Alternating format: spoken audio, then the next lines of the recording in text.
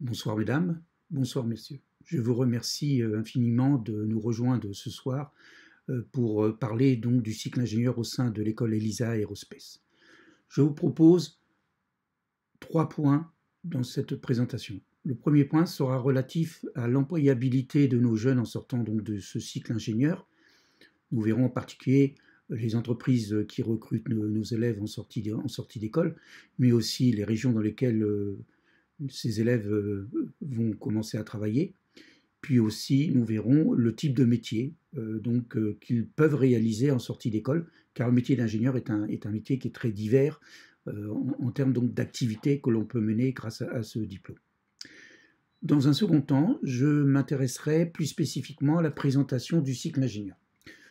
Nous verrons en particulier la partie qui est commune donc à l'ensemble des élèves. Et enfin, nous nous intéresserons aux options que nous proposons, les 3 options que nous proposons donc à nos élèves dans le cadre de ce cycle ingénieur. Puis, je terminerai mon propos, si vous me le permettez, sur des aspects importants.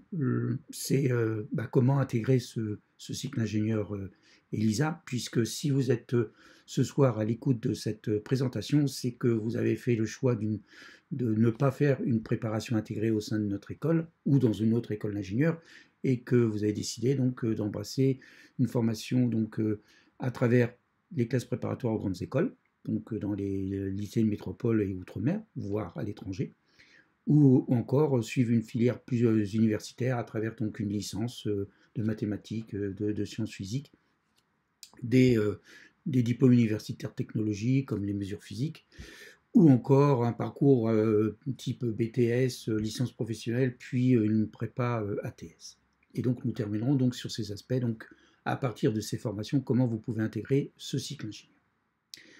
Bien, donc comme je vous l'ai signalé dans mon avant-propos, je vais commencer par évoquer les aspects employabilité donc, de nos jeunes en sortant d'école. C'est fondamental. Alors, je vais tout de suite mettre les choses au clair pour qu'il n'y ait pas d'ambiguïté dans mes propos. Les chiffres que je vais vous avancer sont des chiffres qui s'appuient donc sur des données que nous collectons depuis le début de l'école. Donc voilà, donc c'est une moyenne typiquement annuelle donc du placement de nos jeunes donc au sein donc de l'industrie française ou européenne ou au-delà donc du continent européen. Aujourd'hui, ces chiffres sont en retrait, tout simplement puisque depuis un an la France, mais aussi l'ensemble du monde, vit une crise sanitaire grave qui a des conséquences notables, notamment sur l'activité industrielle, les activités de transport au sens large, et bien au-delà du simple monde donc de l'industrie, puisque les restaurants sont fermés, les activités culturelles sont à l'arrêt, les activités sportives pour les amateurs sont à l'arrêt. Bref. Donc les chiffres que je vais vous donner sont des chiffres en moyenne. Alors, il faut être aussitôt optimiste. Le monde de l'aéronautique et du spatial, et notamment le monde de l'aéronautique, est un monde qui est cyclique. C'est un peu le cas aussi dans l'industrie automobile. Donc vous avez des périodes fastueuses avec des progressions très significatives donc des carnets de commandes. Et puis vous avez après ce qu'on appelle des creux de vagues qui sont plus ou moins importants suivant les crises qui sont à l'origine de ces creux. Donc l'industrie aéronautique et spatiale ont vécu un premier creux donc, au début des années 70, plus particulièrement 73-74, quand on a eu le premier choc pétrolier, qui a eu donc des incidences importantes sur toutes les activités de transport et en particulier les industries qui travaillaient donc sur ces moyens de transport, notamment l'aéronautique. Mais elle a très fortement rebondi dans les années 80. On a eu une seconde crise au début des années 90 qui fait suite à la première guerre du Golfe qui a régénéré des conditions très particulières au niveau de l'approvisionnement en kérosène, en pétrole, avec des conséquences naturellement sur le transport aérien. Et puis, on était dans une situation un peu compliquée. Ensuite, il y a eu un rebond. On a eu un léger retrait donc, au début en 2008, lorsqu'il y a eu la crise des subprimes donc, aux États-Unis, qui a aussi eu des conséquences, où l'industrie a été en récession un peu à travers le monde. Et l'industrie aéronautique à l'époque, d'ailleurs, c'était plutôt mieux tenu que le reste des des entreprises, parce que les gens avaient comme décidé de continuer à voyager. Et puis, donc, nous vivons aujourd'hui cette crise du Covid. Cette crise du Covid, c'est une période difficile à vivre, mais c'est peut-être une chance. C'est une chance pour nos activités dans le domaine de l'aéronautique et de l'espace, grâce notamment à la décision de préparer l'avenir, en se disant aujourd'hui, nous voyons bien que nous sommes à la tournée des chemins, qu'il va falloir se recréer, donc pour avoir une activité industrielle moins sujette à ce type de fluctuations, même si là le sanitaire c'est très compliqué, et en particulier se tourner franchement vers l'avenir d'une aéronautique qui soit verte, avec le plan de relance massif de l'État français et de l'Union européenne de manière plus générale, en particulier avec ce plan hydrogène où on va essayer de développer cet avion du futur qui utilisera de l'hydrogène à la place du kérosène et qui aura pour conséquence que lorsqu'il fonctionnera, ne dégagera que de l'eau, ce qui est quand même assez exceptionnel.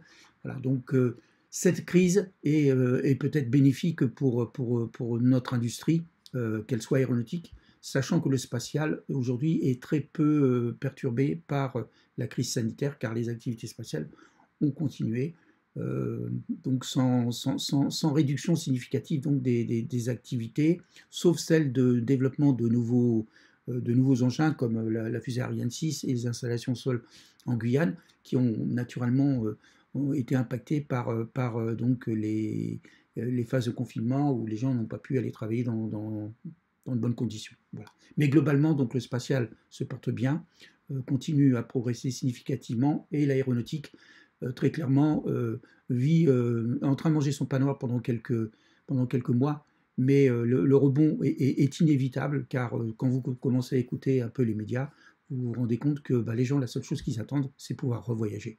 Et un des meilleurs moyens de transport pour découvrir le monde et s'évader, eh bien, c'est l'avion. Donc toutes les projections qui sont réalisées, même les moins optimistes, visent donc une reprise significative en 2023. 2023-2024, on aura le niveau d'activité avant Covid, et cette crise va permettre aussi de remiser un certain nombre d'avions qui étaient très anciens et d'en profiter donc pour mettre sur le marché en activité des avions plus modernes, moins polluants, plus efficaces énergétiquement parlant. Donc voilà, donc l'avenir est loin d'être sombre. Donc sous l'horizon de 2-3 ans, très clairement, nous aurons retrouvé une activité qui sera au moins égale et très certainement supérieure à celle qu'on avait connue avant la crise Covid, ce qu'on avait connu en 2018-2019. Voilà. Je souhaitais donc vous faire cette précision qui est fondamentale. Donc pour vous jeunes qui allez rentrer dans une école comme ELISA Aerospace, très clairement, il y a 3 ans, hein, c'est la durée minimale du cycle ingénieur, hein, et donc dans 3 ans, on sera en 2024, et très clairement, le marché de l'emploi dans le domaine aéronautique et spatial aura fortement rebondi, sachant que derrière, il y aura la queue de comète des départs à la retraite du baby-boom, hein, et qui va conduire donc à dégager des postes de manière significative. Donc l'horizon est loin d'être bouché, d'autant plus qu'il y a des enjeux et des objectifs qui sont très passionnants à vivre et qui demandera donc de la jeunesse, de l'innovation.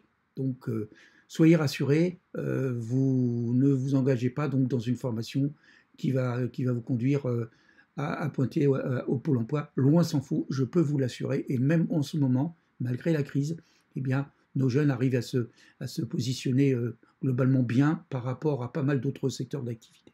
Alors, pour revenir sur le fond, et après cette longue intermède sanitaire, eh bien, comme vous pouvez le voir sur cette planche, donc nos élèves vont essentiellement dans l'aéronautique et le spatial et la sécurité défense. C'est logique, puisque le fonds de commerce, entre guillemets, de la formation que nous dispensons au sein de notre école, ça tourne autour du fait aéronautique, du fait spatial, hein, fait aéronautique et fait spatial qui a aussi des implications très fortes dans le domaine de la défense, naturellement, le Rafale, les satellites d'observation, voilà. Donc, très clairement, notre formation positionne très bien nos élèves pour embrasser ensuite une carrière dans le monde de l'aéronautique et du spatial, car nous avons tout fait pour que ce que nous enseignons corresponde aux attentes de nos industriels en France, en Europe, voire au-delà. Alors, au-delà donc des secteurs d'activité que je viens d'évoquer, les métiers que peuvent embrasser un ingénieur en sortant d'école sont relativement vastes. Donc il y a les études, les projets, les bureaux d'études de manière plus générale. Vous avez tout ce qui concourt à la partie fabrication, production, logistique, exploitation. Hein, donc quand je parle d'exploitation pour un aéronef, eh bien, ce sont les compagnies aériennes, ce sont les aéroports. Et puis vous avez aussi une grosse activité de maintenance et de réparation compte tenu des exigences donc, de la navigabilité des aéronefs. Et puis vous avez des activités plus tournées vers le commercial, le marketing, hein, les achats, les affaires, etc., qui sont en soutien naturellement de la production, puisque pour pouvoir produire, il faut pouvoir vendre, et puis pour pouvoir produire, il faut aussi pouvoir avoir un réseau de sous-traitants efficace, et ça, c'est le travail donc des ingénieurs d'achat et d'affaires.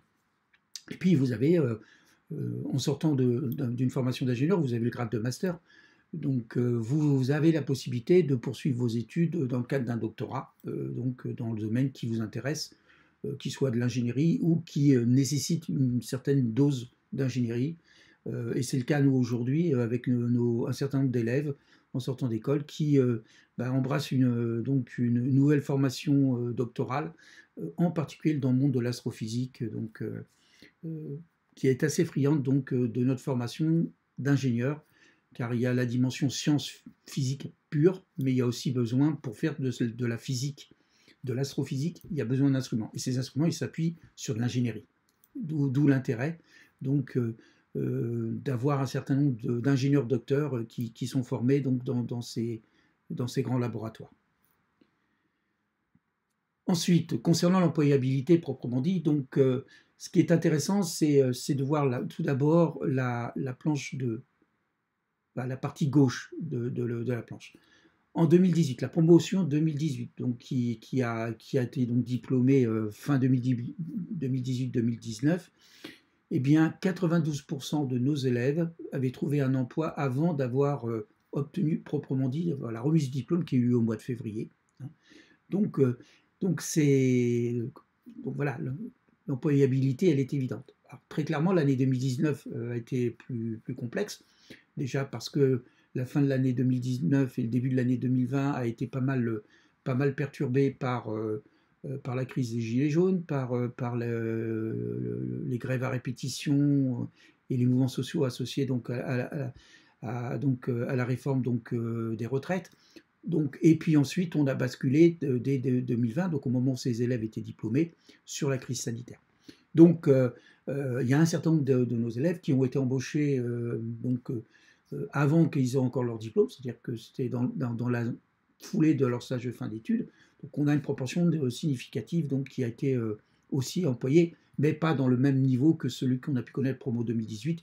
Et pour ce qui concerne la promo 2020, qui vient d'être diplômée, eh bien, ils viennent d'être diplômés, donc on est encore en attente de la réponse du monde du travail donc, pour embaucher nos jeunes. Mais ça se passe quand même globalement pas trop mal, plutôt mieux que dans d'autres secteurs d'activité qui sont beaucoup plus impactés que l'aéronautique, malgré les baisses de cadence. Bien, donc le graphe de droite sur la diapositive, c'est une moyenne donc sur une dizaine d'années donc des délais d'obtention donc du premier emploi. 90% de ces emplois étant des CDI. Voilà. Donc moyenné donc, sur plusieurs années, en tenant compte de l'impact notamment de 2019 et puis des premières années de création de l'école, on est en moyenne aujourd'hui à 69-70% d'élèves qui obtiennent un premier emploi avant 2 mois après l'obtention du diplôme. Donc ce qui est relativement bien, c'est même plutôt très bien. Puis ensuite, on a une vingtaine de pourcents qui les obtiennent de 2 à 6 mois. Puis ensuite, on en a 9% qui sont entre 6 à 12 mois.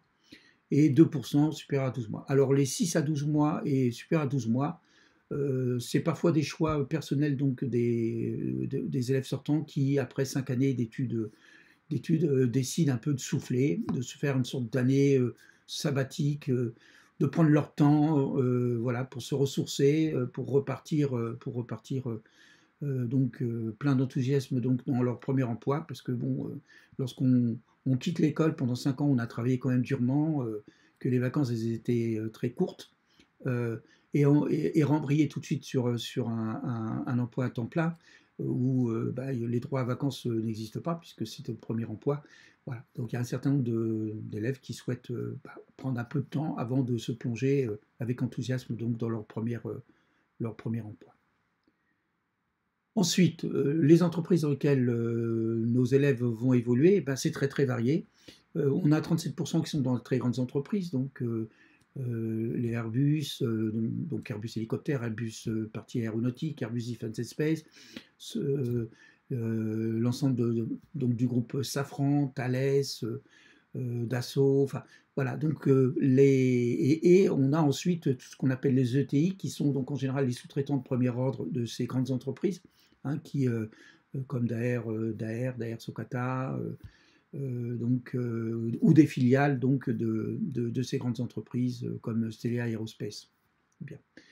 Enfin, on a quand même 22% de nos élèves qui évoluent dans des PME, c'est-à-dire des entreprises dont l'effectif est inférieur à 250 personnes, donc avec des jobs très très intéressants, très variés, car ce sont des entreprises beaucoup plus resserrées et où le jeune ingénieur est amené à être impliqué de manière beaucoup plus vaste et large dans la vie de l'entreprise par rapport à une ETI ou une grande entreprise où là on a des postes qui sont quand même très très très bien bornés, alors que dans une PME, bah, il faut souvent se retrousser les manches beaucoup plus parce que voilà, on a besoin d'être réactif et qu'on n'a pas beaucoup de monde pour faire le travail. Et puis ensuite, des micro-entreprises, essentiellement des startups. Et puis 7% qui sont des gens qui ont décidé de quitter le monde de l'industrie et de l'ingénierie, qui partent dans les finances, donc dans les banques, dans la distribution, la grande distribution. Certains sont partis dans l'artisanat. Donc on a toujours quelques élèves qui voilà, après 5 années d'études, se disent bah oui, non, bah, moi finalement, pour le moment, mon trip, c'est pas là. C'est plutôt dans tel domaine. Et puis, mais un jour, j'y reviendrai. Mais pour moi, j'ai besoin de changer d'air. Enfin, je souhaiterais donc évoquer aussi les régions dans lesquelles vous serez amené à évoluer si vous décidez d'intégrer l'ISA Aerospace et puis d'en sortir naturellement avec le diplôme. Ben, ce que vous pouvez voir, c'est que bon, on a 30% en Île-de-France, 25% en Nouvelle-Aquitaine, Occitanie, une dizaine de 10% donc à l'étranger, et puis ensuite 8% en Provence, Alpes-Côte d'Azur et en Haute-France. Voilà. Qui sont les principaux bassins d'emploi dans le monde de l'aéronautique et du spatial. Voilà. Donc l'Île-de-France, très clairement. Vous avez beaucoup d'industriels comme Safran, Thales, Airbus Defence and Space qui sont présents. Vous avez aussi Dassault qui est présent. Vous avez une très grosse activité de maintenance et vous avez les deux gros aéroports. Enfin bref, c'est un bassin d'emploi qui est très très vaste. L'Occitanie, donc Toulouse, bah, naturellement, c'est social donc d'Airbus avec les principales chaînes d'assemblage. Vous avez aussi Airbus Defence Space qui est en place. Il y a Thales Space qui est. À Bordeaux, vous avez Thales, vous avez Dassault, vous avez aussi Airbus Defence Space pour la partie missile stratégique. Et puis en Alpes Provence, eh bien, vous avez Marignane, vous avez Airbus hélicoptère, et donc du côté de Cannes, vous avez donc Thales Alenia Space donc, au niveau spatial. Bref. Et puis donc au niveau international, une dizaine de pourcents donc, de nos élèves qui décident de commencer leur carrière, voire de durée, puisque certains élèves, ça fait plus de 10 ans. Voilà, donc on a des anciens élèves qui se trouvent en Australie, en Nouvelle-Zélande, à Taïwan, à Singapour, au Royaume-Uni, au Canada, certains en Allemagne ou au Luxembourg ou en Belgique. Donc voilà, donc en Italie aussi. Voilà. Donc vous voyez que vous avez beaucoup de possibilités et si vous voulez, vous pouvez voyager pendant votre carrière sans difficulté à travers la métropole, mais bien au-delà, si vous le souhaitez. Enfin, je voudrais quand même évoquer les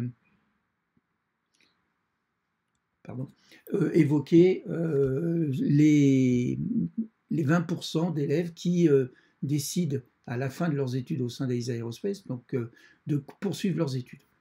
C'est une tendance qui est plus lourde depuis en 2000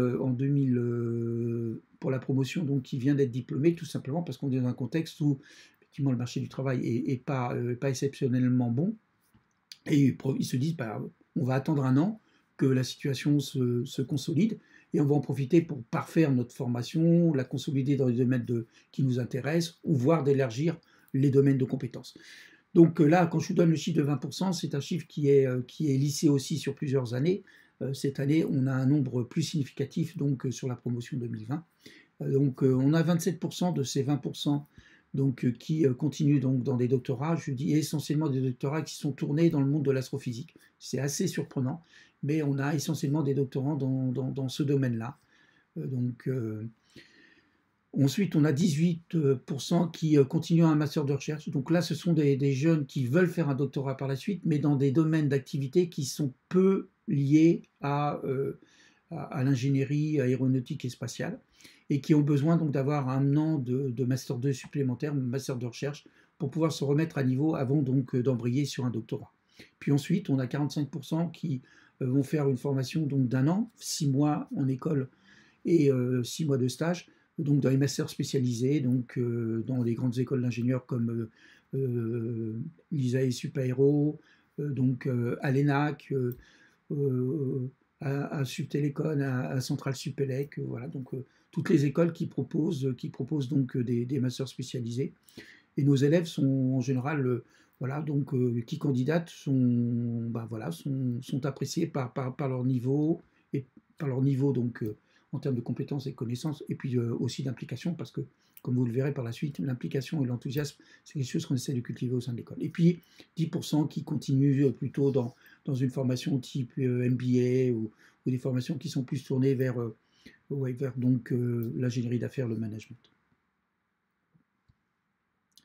Voilà, j'en ai terminé pour ce qui concernait donc ces aspects employabilité, mais je pense que c'est important de prendre le temps de vous présenter les choses de manière globale, sans phare, sans tromperie. Voilà, donc je vous ai exposé la situation telle qu'elle était, qui est loin d'être catastrophique. Donc, dans la morosité ambiante, je peux vous assurer que moi, ce que je vois, donc, c'est pas un tunnel, c'est un large horizon bien dégagé, où vous allez pouvoir vivre votre passion de l'aéronautique, du spatial, ou au profit du monde de la défense.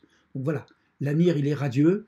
C'est un moment difficile, mais si vous projetez à un an ou deux, et vous serez encore en études, vous verrez que la situation va évoluer de manière tout à fait extraordinaire, et que vous allez trouver toute votre place pour construire le monde de demain, le monde de l'aéronautique et du spatial.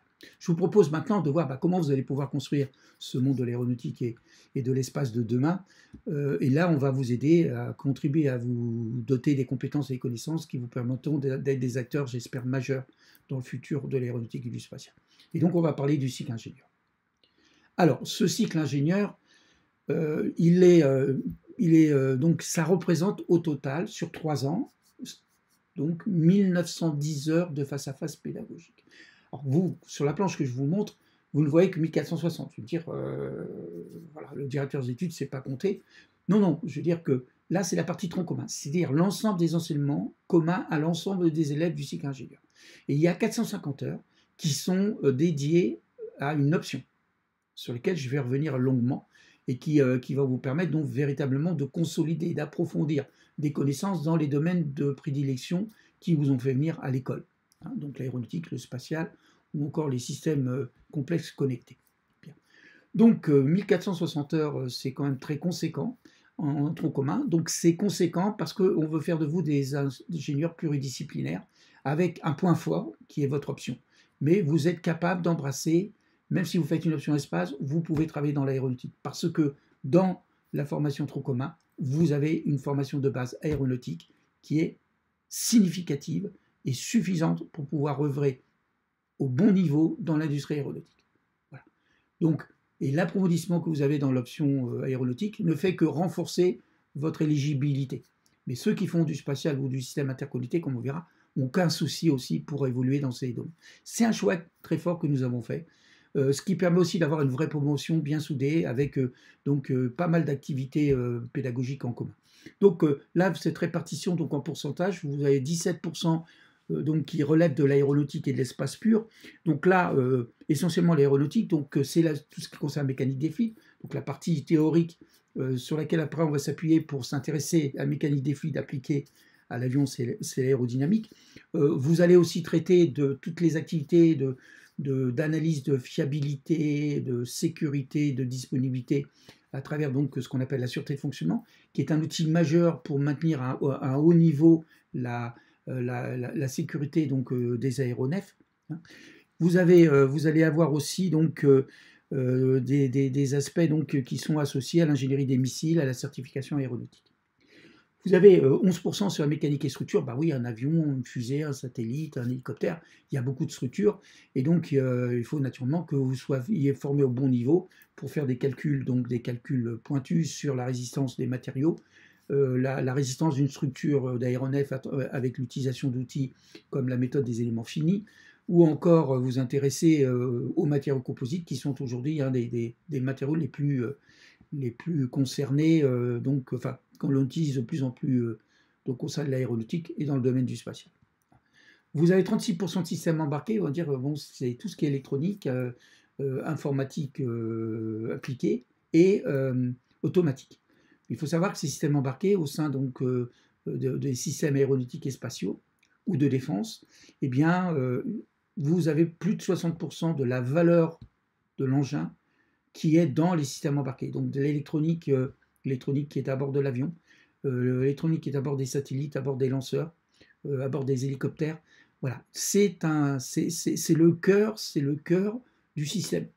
Et donc, ce que nous souhaitons, c'est que vous ayez une formation large sur le domaine, même si ça ne sera pas nécessairement votre domaine d'activité par la suite, mais vous ne pouvez pas ne pas connaître les contraintes associées à la au pilotage d'un avion. Si vous ne savez pas, vous pouvez voir les qualités de vol d'un avion, et vous allez le voir notamment donc, en spécialisation, mais vous devez aussi être capable de dire est-ce que ce que je demande de contrôler à mes automaticiens, c'est contrôlable. Voilà. Il faut avoir des avions qui sont impilotables, incontrôlables.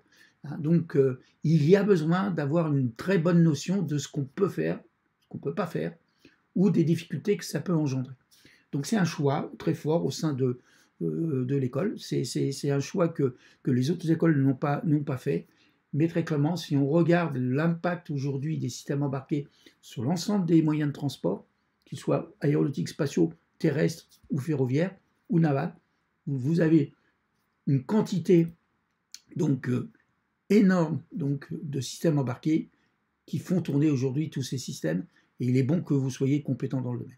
Et puis, vous avez encore un petit peu de maths et de physique, donc sciences de base, au tout début donc, du cycle ingénieur, pour consolider votre formation en maths et en physique nécessaire pour pouvoir embrasser les autres matières. Et puis, on aura 30% donc, d'activités qui sont liées à la maîtrise des langues vivantes, notamment la langue anglaise, qui est impérative. Pour avoir le diplôme, il faut avoir un score TOEIC de 800 au moins de 800 sur 990, parce que c'est exigé par les entreprises, même certaines demandent même plus. Et puis vous avez tous les aspects économiques et sociaux, le management des ressources humaines, l'analyse financière, le contrôle de gestion, enfin tous ces éléments qui font que, en tant qu'ingénieur, vous n'êtes pas qu'ingénieur, un technicien, mais vous êtes un cadre et vous êtes amené à avoir à terme des responsabilités au sein de l'entreprise où toutes ces notions de marketing, de gestion financière, de contrôle de gestion sont fondamentales pour pouvoir vous permettre d'œuvrer au bon niveau. Donc, très grosse formation en commun qui crée un vrai lien entre l'ensemble des élèves de la promotion. Ensuite, il y a 450 heures réparties sur les 3 années, essentiellement sur la 2e et la 3e année du cycle ingénieur, un peu moins sur la première année, et qui vont vous permettre de vous consolider votre formation, vos compétences, vos connaissances dans votre domaine d'intérêt. Et on vous propose donc 3 options. Donc une option qui est tournée vers les systèmes aéronautiques, une option qui est tournée vers les systèmes spatiaux, et puis une option qui est tournée vers les systèmes embarqués de manière plus générale, et qui va même bien au-delà, et qui est au cœur des problématiques d'aujourd'hui. Hein. Voilà, quand on vous parle d'intelligence artificielle, de traitement massif de données, de véhicules autonomes, et ben, tout ceci, ça relève de l'option IS-2C. Le rover Perseverance qui a donc atterri donc, à la fin de la semaine dernière, voilà, c'est un véhicule, c'est un véhicule spatial, hein, mais voilà, c'est bourré d'électronique. L'ensemble de l'atterrissage, les 7 minutes de terreur évoquées par la NASA, tout ceci a été contrôlé automatiquement par le calculateur bord et ses capteurs, hein, pour déposer en douceur donc ce rover d'une tonne. Voilà. Donc c'est au cœur du système. Voilà. Donc en faisant IS-2C, vous ferez de l'aéronautique et de l'espace en sortant, parce qu'on a besoin de ces compétences. Alors que sur l'option ISA et IMSS, on est plus sur les aspects structure, moteur, conception du système de manière générale. Voilà. Mais si vous n'avez pas vos petits camarades, donc ISA, IMSS, IS-2C, s'ils ne sont pas là, bah, vous n'arriverez pas à faire un avion qui vole et vous ne saurez pas faire un lanceur qui est capable de mettre en orbite des satellites. Je vous propose maintenant de rentrer un peu plus dans le détail de ce qu'on vous propose dans ces options. J'espère que vos yeux vont briller. Moi déjà, ils brillent rien qu'à l'idée que je vais vous en parler. Et on va commencer par par l'option par l'option ISA. Alors, je parle tout d'abord des métiers auxquels vous pouvez accéder donc en ayant fait cette option. Bah, ingénieur bureau d'études, très clairement, hein, donc bureau d'études chez Airbus, chez Dassault, chez des constructeurs comme Daher, Socata, mais chez Bombardier, donc au Canada par exemple. Ensuite, vous êtes ingénieur production, très clairement, ben voilà, vous êtes un ingénieur qui va piloter la chaîne d'assemblage d'une partie du fuselage d'un Airbus, qui va contribuer à l'assemblage des Rafales, des avions d'affaires de chez Dassault, mais aussi la production amarinienne concernant les hélicoptères chez Airbus Hélicoptères. Ingénieur essai en vol, donc c'est un métier qui est où les postes sont beaucoup plus rares. Donc là, vous allez être dans la vous allez valider le prototype du futur avion donc de série ou du futur hélicoptère de série, et avec les pilotes d'essai, vous allez préparer ces essais en vol, préparer l'ensemble des outils donc de mesure, et ensuite l'exploitation de ces données captées pendant le vol, pour pouvoir vérifier que le comportement de l'avion correspond à ce qu'on attend, et surtout qu'il correspond aux attentes des autorités de certification, pour que cet avion soit autorisé à voler ensuite et à prendre des passagers. Voilà. Ou être accepté par les armées si c'est un avion de combat. Vous avez aussi le métier d'ingénieur de simulation et de modélisation, donc qui sont en fait des ingénieurs qui travaillent étroitement avec les bureaux d'études, parce qu'ils s'appuient sur les travaux de ces bureaux d'études, et ils vont aussi travailler avec les essais en vol, parce que voilà, il y a un certain nombre d'activités qui sont réalisées sur simulateur, c'est-à-dire que les pilotes d'essai en général ont déjà travaillé sur un simulateur du futur avion, ce qui leur permet déjà de se familiariser avec l'avion qu'ils vont découvrir. Et puis il y a d'autres activités qui sont associées donc au système embarqué. Ensuite, vous avez naturellement la possibilité d'être ingénieur qualité, programme, production. Donc là, ce sont des gens qui travaillent pour améliorer la productivité et la qualité des chaînes d'assemblage, par exemple. Et puis ingénieur sûreté fonctionnement, qui est une activité très spécifique qui vise à démontrer, à constituer les dossiers de certification des aéronefs. Alors pour cela, voilà ce qu'on vous propose comme matière spécifique à l'option, avec toutes les autres qui sont. Donc vous allez avoir donc en première année cycle ingénieur, vous allez avoir donc des petits projets qui vont vous permettre de découvrir, commencer à toucher du doigt ce qu'est la conception d'un avion, donc avec le module Aspect of Aircraft Design and Control, et puis un avant-projet d'avion de ligne. Vous allez être amené donc en deuxième année cycle ingénieur donc à travailler sur le troisième module d'aérodynamique, les deux premiers étant réalisés en commun avec les autres options. Donc, ce qui concerne plus spécifiquement un des éléments majeurs pour l'efficacité aérodynamique de l'avion, c'est-à-dire la maîtrise des couches limites et des turbulences. Vous aurez un second module donc, de renforcement et d'approfondissement concernant les turboréacteurs, les turbomachines. Vous aurez des cours dédiés à la qualité de vol, sachant que les performances vol sont faites en commun avec les autres. Vous aurez un cours sur le système avionique en commun avec vos collègues de l'option IS-2C. Vous aurez des cours spécifiques sur les entrées d'air. Alors les entrées d'air sont fondamentales pour que le flux qui rentre dans le turboréacteur soit le plus propre possible en termes donc de ligne de champ, hein, donc de vitesse, en particulier sur les avions de combat qui sont amenés à travailler avec des incidences très fortes et qui donc peuvent avoir des conditions d'entrée qui peuvent être compliquées, et c'est l'entrée d'air qui va faire en sorte de redresser l'ensemble de ce flux d'air pour que le turboréacteur continue à fonctionner dans de bonnes conditions. Vous allez vous intéresser aux hélicoptères et notamment aux performances et qualités de vol des hélicoptères. Donc vous aurez en troisième année un projet de synthèse d'avion de combat. Vous allez faire un avant-projet d'avion de combat, donc soit de supériorité aérienne, de défense aérienne ou encore de reconnaissance. Vous aurez un cours en commun avec les élèves encore d'IS-2C sur le pilotage automatique donc, des avions, qu'ils soient des avions de combat ou des avions civils. Vous aurez un cours spécifique plutôt TP sur les matériaux composites, avec donc 40 heures de travail sur la fabrication et la caractérisation donc, des matériaux composites. Vous aurez aussi des cours de contrôle non destructif, c'est-à-dire qu'on va vérifier à intervalles réguliers si la structure de l'avion, de l'hélicoptère est saine, et donc on va vérifier que les criques qui existent, parce qu'il en existe toujours sur les structures, n'évoluent pas, ou évoluent à un rythme qui est compatible avec la durée de vie de l'avion.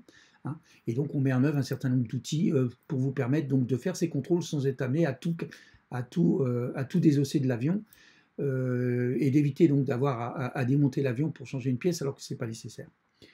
Puis un cours spécifique sur la navigabilité, donc là, ce n'est pas la certification, donc c'est que lorsque l'avion est mis en œuvre par une compagnie aérienne, il y a un certain nombre de travaux qui sont à réaliser à intervalles réguliers par la compagnie aérienne en liaison avec les ateliers de maintenance, hein, pour démontrer à l'autorité de certification que l'avion peut toujours voler. Voilà, donc vous allez apprendre les contraintes associées, et puis vous aurez des projets applicatifs qui vous permettront donc avec un certain nombre de vos collègues donc de développer des projets qui vous intéressent, comme des drones et autres. Je vous propose maintenant de passer à l'option IMSS, donc IM2S, donc liée aux missiles et aux systèmes spatiaux. Alors tout d'abord, les métiers. Alors, les métiers auxquels vous pouvez prétendre en sortant de l'école, eh bien, c'est ingénieur contrôleur de satellite en orbite, c'est-à-dire que vous allez être amené à mettre en œuvre un satellite qui a une mission réalisée, alors une mission scientifique, une mission d'observation de la Terre, et donc on va vous fournir l'ensemble des compétences pour vous permettre donc de pouvoir tenir ce type de poste. Moi, je suis un heureux homme, si je puis dire, puisque dans le cadre de cette formation, j'ai un certain nombre de mes élèves qui aujourd'hui s'occupent de satellites à laquelle j'ai contribué au développement, donc il y a pas mal d'années maintenant. Et voilà, je sais que ces jeunes-là s'occupent de ces satellites qui ont fait une partie de ma vie pendant un certain nombre d'années. Ça fait toujours plaisir. Alors je leur dis, faites attention quand même à mon bébé, comme je dis. Vous avez aussi ingénieur analyse de mission spatiale. Donc là, on est dans les avant-projets, c'est-à-dire que voilà, on a décidé de faire une mission astronomique pour découvrir les exoplanètes. Donc donc on va analyser le type d'orbite sur lequel doit se trouver le satellite, le type d'instrument que l'on doit mettre en œuvre. Donc tout ceci est un gros travail donc de conception, donc de missions, voilà, qui peuvent être variées, donc des missions qui sont humaines, des missions robotiques vers Mars, vers la Lune, pour l'observation du Soleil, hein, comme Solar Orbiter, voilà, ou la sonde Parker donc, pour le Soleil donc, américaine. Bon, bref, c'est un métier enthousiasmant. Ensuite, vous avez l'ingénieur d'intégration et de test de satellite. Alors, c'est un ingénieur enfin, c'est le pendant de ce que je parlais, production pour l'aéronautique. Bah, vous avez voilà, donc des sous-traitants ou des ateliers donc, chez le maître d'œuvre qui réalise la structure. Ensuite, vous avez des gens qui développent les panneaux solaires, des gens qui développent l'électronique associée, la charge utile. Et ensuite, bah, il faut assembler ce satellite et au cours de l'assemblage, le tester pour vérifier qu'il fonctionne correctement, qu'il est capable de survivre aux conditions qu'il va rencontrer donc, dans l'espace. Donc voilà, et donc c'est un métier à part entière. Vous avez l'ingénieur bureau d'études, ben voilà, donc c'est quelqu'un qui va concevoir un nouveau satellite, un morceau de... Il va s'intéresser à une problème, alors contrôle thermique, la génération d'énergie électrique à bord du satellite et sa distribution, des calculs de structure, le contrôle de latitude et d'orbite, etc., etc. Ou concevoir une partie donc d'un étage ou d'une partie d'un moteur fusée. Vous avez de nouveau l'ingénieur de sûreté fonctionnement qui va évoluer parce que là, la grosse difficulté, c'est qu'on n'a pas des ateliers de réparation à travers le système solaire et même en orbite autour de la Terre pour réparer ces satellites. Et donc, il faut que ces satellites soient particulièrement fiables. Et donc, ces études de sûreté fonctionnement sont là pour valider l'architecture globale et des choix donc d'architecture qui permettent donc d'atteindre ce niveau de fiabilité attendu pour que la mission soit réalisée dans les meilleures conditions possibles. Et puis, pour pouvoir s'assurer que tout ceci fonctionne correctement au niveau de l'intégration, etc., on a des ingénieurs qualité. Bref, plein de choses fort intéressantes dans lesquelles je suis sûr que vous passerez d'excellents moments. Alors des moments des fois de doute, mais dans toute conception, il y a des moments de doute, et puis après il y a des moments de joie lorsque l'objet est en l'air et qui marche. Alors pour cela, voici tous les cours qu'on vous propose dans le cadre de cette option. Donc vous aurez 2 modules de mécanique spatiale, en première année du cycle ingénieur et en deuxième année. Vous aurez un cours en troisième année sur le maintien à poste des satellites géostationnaires, donc pour permettre à ces satellites d'assurer leur mission de télédiffusion, de radiodiffusion, de transmission de l'Internet. C'est de l'application de la mécanique spatiale. Vous aurez un cours sur l'environnement spatial en première année cycle ingénieur où on va vous évoquer l'ensemble des contraintes que va subir le satellite en orbite, hein, et donc lié au Soleil, lié au fait qu'il y a des ceintures de radiation autour de la Terre, qu'il y a un champ magnétique, qu'il y a de l'atmosphère, etc., etc. Vous allez avoir un cours de propulsion fusée, donc voilà, pour vous permettre de faire des calculs de performance de moteur fusée et d'avoir les grandes lignes de comment concevoir un moteur fusée avec certaines exigences en termes de performance. Vous aurez un cours en liaison avec les IS-2C, donc en deuxième année de système de navigation par satellite, donc on va parler du GPS et de Galileo. Vous aurez des cours spécifiques à l'aérodynamique des engins de type engin volant dans la stratosphère, et qui vole à plus de Mach 3, donc c'est l'hypersonique. Hein. Ou lorsque l'engin est rentré dans l'atmosphère et comme la navette spatiale américaine lorsqu'elle existait, et qui va voler donc en hypersonique pendant 10 à 15 minutes. Et donc il faut étudier cette aérodynamique très spécifique. Vous aurez l'aérodynamique aussi du lanceur, hein, pendant toute sa phase de vol dans l'atmosphère. On traitera des aspects plus spécifiques de rentrée atmosphérique et surtout de la partie gestion de la partie chaude de cette rentrée atmosphérique, hein, sachant qu'ensuite, lorsque cette partie chaude est passée, qu'on a éliminé via la chaleur, le dégagement de chaleur, l'énergie cinétique qu'on avait en orbite, et bien après on passe sur l'aérodynamique hypersonique. Donc rentrée atmosphérique et aérodynamique hypersonique sont liés. Puis vous aurez des cours de conception de mission spatiale. Donc là, on va vous proposer de concevoir une constellation satellite d'observation, de concevoir une mission d'exploration de la Lune, avec retour sur la Terre, des missions d'exploration planétaire. Vous aurez des cours dédiés à la conception des lanceurs, notamment le calcul de performance. Vous serez amené aussi à vous intéresser à des problématiques très spécifiques comme la séparation des étages, et vous verrez que ce n'est pas si simple que ça, et que c'est pointu. Vous aurez aussi des cours de conception satellite, donc au niveau de la structure, au niveau des systèmes de contrôle de latitude et d'orbite, au niveau du contrôle thermique en particulier. Vous aurez un cours de guidage de missiles aérodynamiques, donc missiles qui sont lancés depuis des avions, un cours de télécommunication par satellite, et enfin des projets applicatifs espace. Bref, plein de grands moments en perspective. Je voudrais maintenant passer sur la dernière option, the list, l'option IS2C, donc l'option donc sur les systèmes complexes connectés. Alors, les débouchés, ils sont, je vous le rappelle très clairement, dans le monde aéronautique, du spatial, mais bien au-delà. Comme je vous l'ai signalé, les systèmes embarqués sont dans tous les systèmes de transport, et même bien au-delà des systèmes de transport. Les chaînes de production sont fortement robotisées, automatisées. Bref, l'ensemble du monde industriel d'aujourd'hui, du monde du transport, s'appuie lourdement, très lourdement sur ces systèmes embarqués. Et donc, vous avez, donc, en choisissant cette option, vous serez au cœur de la commande et du fait que votre rover sur Mars, comme Persévérance, sera capable de réaliser sa mission. Sans système embarqué, il n'y a pas de rover possible. Donc, vous aurez des métiers de type ingénieur bureau d'études des systèmes embarqués, donc très vaste, électronique, développement de logiciels de commande, développement des caméras, des senseurs qui vont équiper donc, le satellite, l'avion de combat. Donc, les capteurs sont utilisés aussi à bord de l'avion pour permettre au système donc, de pouvoir voler dans les meilleures conditions possibles.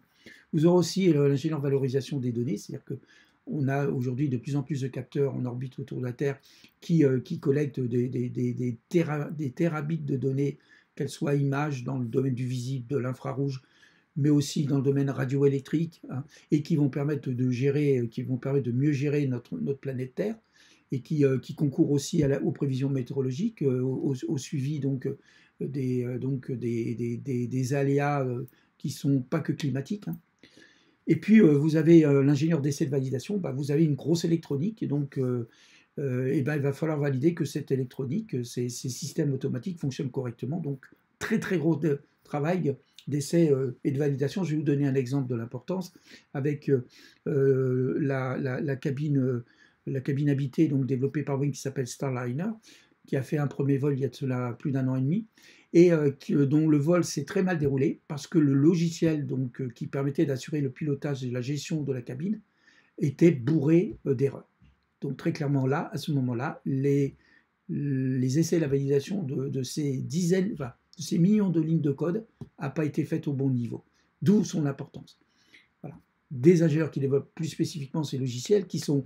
Mais là, vous êtes vraiment ces logiciels, mais vous ne serez pas nécessairement des développeurs du logiciel proprement dit, mais c'est vous qui allez spécifier le logiciel, c'est vous qui allez demander les principales fonctionnalités. C'est vous à dire, voilà, c'est ça qui rentre, c'est ça que je veux en sortie. Et après, le développeur proprement dit, le logiciel, va faire en sorte que ça réponde à ce que vous avez spécifié. Et puis, vous avez toujours l'ingénieur de sûreté de fonctionnement.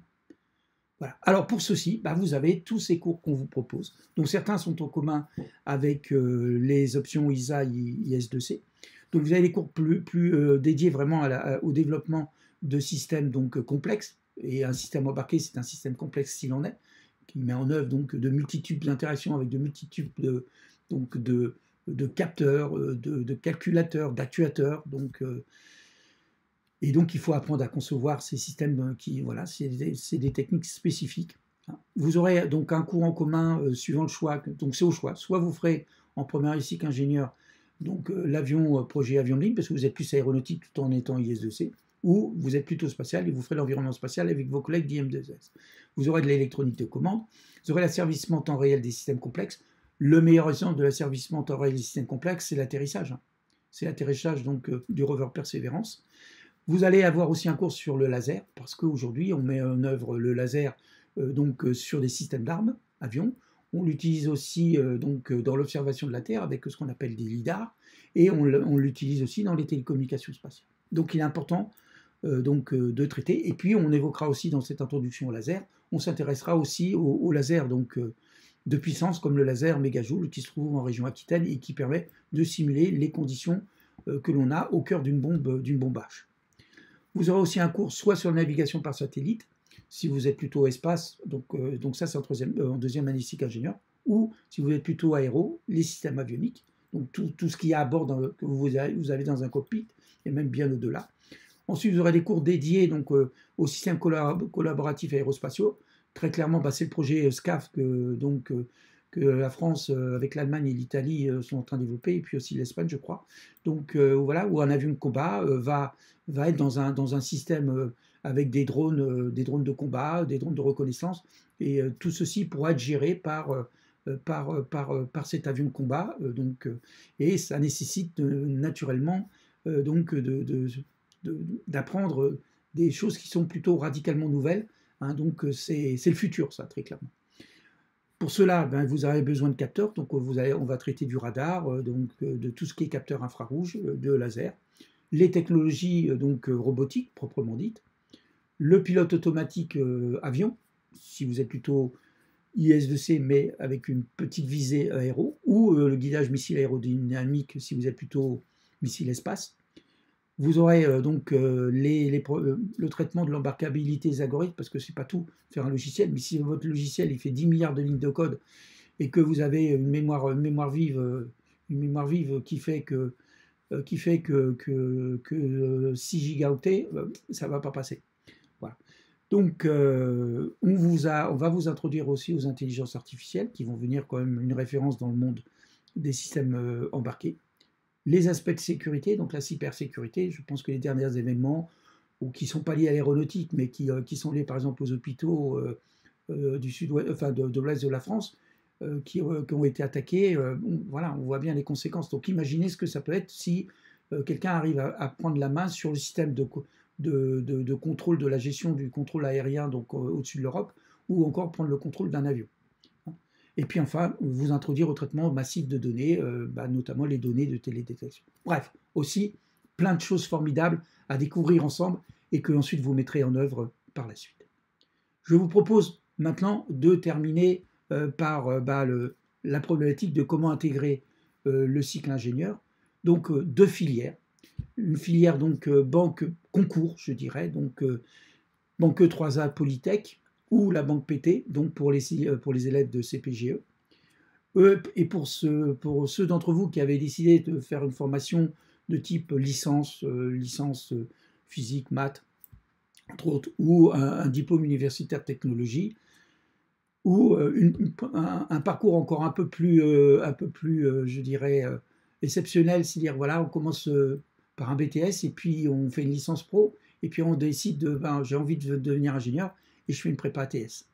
Dans ce cas-là, donc c'est une candidature directement sur le site internet de l'école, alors que pour les deux autres banques, c'est à travers naturellement les banques correspondantes. Mais je crois que de toute façon, pour les banques 3 et les banques PT, de toute façon, c'est clôturé, donc vous avez déjà dû faire la démarche. Alors je vous rappelle quand même donc les modalités de la banque 3A et les principaux éléments calendaires. Donc les épreuves écrites aujourd'hui sont toujours maintenues à la date d'aujourd'hui. Hein, j'espère que la crise Covid ne va pas s'aggraver et que vous allez pouvoir passer ces épreuves. Donc ça sera au début mai, avec la publication des résultats d'admissibilité donc le 10 juin, la mise en ligne des dates de passage des oraux le 15 juin, et avec donc des épreuves orales et des épreuves TIPE entre le 21 juin et le 17 juillet. Pour ce qui nous concerne, nous ne faisons pas d'épreuves TIPE au sein de l'école, mais on fait une épreuve orale. Donc au sein de notre établissement pour ceux qui sont admissibles et qui ont décidé de candidater donc, à l'admissibilité, donc à l'admission donc, dans notre école. Et les résultats sont publiés normalement, si tout va bien, le 21 juillet. Pour la banque PT, on a les éléments suivants au niveau calendaire, donc des épreuves écrites qui s'étalent beaucoup plus entre le 3 et 12 mai. Les résultats, c'est quasiment pareil en même temps que 3A, c'est 2 jours après, donc le 12 juin. Les épreuves orales, ce sera entre le 17 juin et le 5 juillet, y compris donc au sein de notre établissement, et la publication des résultats d'admission le 24 juillet. Voilà ce que je voulais vous dire concernant donc ces banques. Il me reste maintenant à évoquer les admissions parallèles, donc licence, prépa ATS ou DUT. Dans ce cas-là, c'est donc vous déposez votre dossier sur le site internet de l'école directement, et votre dossier dès qu'il est déposé, est étudié dans des délais rapides afin de déterminer si votre dossier correspond à nos attentes et donc vous convoquez un entretien d'admission donc ça va démarrer à partir du printemps 2021 donc d'ici fin mars début avril pour les premiers dossiers que nous convoquerons. Voilà. Alors, ce que nous recherchons dans les dossiers, très clairement, sont des gens qui ont eu un cursus homogène. C'est-à-dire, ce que l'on souhaite, ce sont des gens qui s'intéressent à tout ce qu'ils ont fait dans leur cursus. Parce qu'un ingénieur, à un moment, vous allez faire chez nous des cours qui vous intéressent globalement moins parce que vous dit, bah, c'est pas trop ma tasse de thé. Mais c'est pas parce que c'est pas votre tasse de thé que vous ne devez pas vous impliquer au bon niveau et avoir des résultats qui soient globalement satisfaisants. Voilà. Vous n'avez pas le droit de faire des impasses. Un ingénieur n'a pas le droit de faire une impasse. Un ingénieur qui fait une impasse, c'est un avion au tapis. C'est des centaines de morts. C'est un satellite qu'on perd. Des centaines de millions de perdus. C'est une mission comme le rover Perseverance qui se crache. Voilà. Donc, vous ne pouvez pas être médiocre quelque part. Voilà. Et donc, la première des choses qu'on regarde, c'est votre capacité à vous impliquer au bon niveau, quelles que soient les matières, même si ce n'est pas, comme je vous l'ai dit, votre tasse de thé. Je vais donc terminer par un élément qui est fondamental. Je veux dire que vous ne rentrez pas dans une école d'ingénieur. Vous rentrez dans une école de la passion. Nous sommes là pour vous communiquer ce qui a fait ce que nous sommes, nous, aujourd'hui, nos professeurs, dont la majorité ont un gros passé dans le monde de l'aéronautique et du spatial. Ce que nous voulons vous transmettre, c'est notre passion, notre envie de travailler dans le domaine de l'aéronautique et du spatial. C'est un monde merveilleux, exigeant, mais qui vous rend au centuple les investissements intellectuels humains que vous serez amené à réaliser dans le cadre de ce métier. Ça vaut le coup. Et on va vous montrer qu'au-delà des maths, de la physique, c'est d'abord un métier et un domaine dans lequel l'homme est au cœur de l'expérience. C'est un travail d'équipe. C'est un travail où ensemble, on réussit. Ensemble, où des fois on perd. Mais on rebondit pour mieux réussir après. Voilà, c'est ça qu'on veut d'abord vous communiquer. Notre objectif, c'est de vous faire monter en gamme, d'aller toujours plus haut. Toujours plus haut. Voilà, pour que vous puissiez vivre votre passion et vivre le métier que vous rêvez. Voilà, c'est d'abord ça et avant tout qu'on veut vous communiquer. Voilà. Et donc je suis impatient de vous retrouver, un certain nombre d'entre vous, à la rentrée prochaine pour commencer ce voyage donc, dans ce monde extraordinaire qu'est le domaine de l'aéronautique et du spatial. Si maintenant vous avez des interrogations, et je pense que mon intervention, quoique longue, n'a pas répondu à l'ensemble de vos interrogations, n'hésitez pas à nous appeler au 03 23 68 06 11. Ça sera avec beaucoup de plaisir qu'on essaiera de répondre à l'ensemble de vos interrogations légitimes, ou par mail, à l'adresse admission@elisa-aerospace.fr. Je vais donc vous remercier infiniment d'être resté en ma compagnie pendant l'ensemble de cette conférence. J'espère que j'ai éclairé vos choix, conforté vos choix, et qu'on aura la chance de vivre ensemble une belle aventure humaine dans le cadre de la formation au sein d'Elisa Aerospace. En attendant, je vous souhaite bon courage pour l'ensemble des CPGE qui vont passer les concours début mai et les oraux. Accrochez-vous, ça vaut vraiment le coup. Et vous allez découvrir un monde merveilleux, et j'espère que ça sera au sein d'Elisa Aerospace. Et si ce n'est pas le cas, et que vous avez décidé d'aller dans notre école, c'est votre choix. Et donc nécessairement, ça sera le meilleur. L'important, c'est que vous alliez là où vous avez le sentiment que vous allez vous révéler. C'est tout ce que je vous souhaite. Merci encore pour votre attention. Bon courage